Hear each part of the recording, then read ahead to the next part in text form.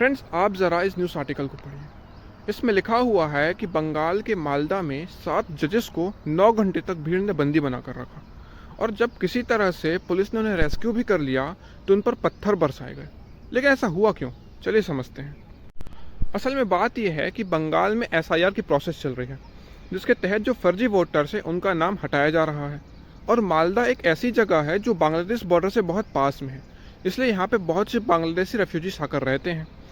और अब जब एसआईआर के प्रोसेस के तहत इनका नाम हटाया जा रहा है तो इंस्टेबिलिटी क्रिएट कर रहे हैं। ये भारत के इंटरनल सिक्योरिटी के लिए बहुत बड़ा थ्रेट है।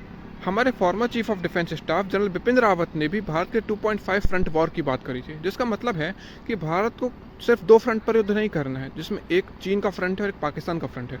भारत को अपनी इंटरनल सिक्योरिटी भी ठीक करनी होगी, जो प्रभावित होती है नक्सलिज्म से, टेररिज्म से और बांग्लादेशी रेफ्यूजीज से।